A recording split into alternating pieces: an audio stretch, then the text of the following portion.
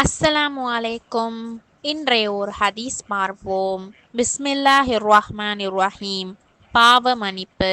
மக்களே, அல்லாவிடம் பாவ மன்னிப்பு கோருங்கள், ஏனெனில் நான் ஒவ்வொரு நாளும் அவனிடம் 100 முறை பாவ மன்னிப்பு கோருகிறேன் என்று நபி ஸல்லல்லாஹு அலைஹி வஸல்லம் அவர்கள் கூறினார்கள். அறிவிப்பவர் இப்னு உமர் அலி. நூல் முஸ்லிம் 5235. விளக்கம்: இறைவனுக்கு அதிகம் பயந்து நடப்பவர்கள் இறை தூதர்கள். சிறப்பு மிக்க இறை தூதர்களில் முதலிடம் பெறும் நபி ஸல்லல்லாஹு அலைஹி வஸல்லம் அவர்கள் இறைவனை அதிகம் பயந்து அவனது கட்டளைகளை நிறைவேற்றி வந்தார்கள். இருந்தாலும் அவர்களும் மனிதர் என்ற அடிப்படையில் தவறுகள் ஏற்படலாம்.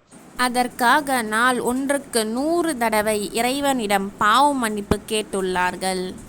நபி ஸல்லல்லாஹு அலைஹி வஸல்லம் அவர்களே இவ்வாறு செய்துள்ளார்கள் என்றால் நாம் எம்மாத்திரம் பாவங்களிலேயே மூழ்கி இருக்கிறோம். நாம் தினமும் 100க்கு மேற்பட்ட தடவை அல்லாஹ்விடம் அழுது பாவ மன்னிப்பு கேட்டு மறுமையில் இறைவனின் கருணை பார்வைக்கு உரித்தானவர்களாக ஆக வேண்டும். வாஹிர் தாவானா அல்ஹம்துலில்லாஹி ரொப்பில் ஆலமீன். அஸ்ஸலாமு அலைக்கும் வரஹ்மத்துல்லாஹி வபரகாத்துஹு.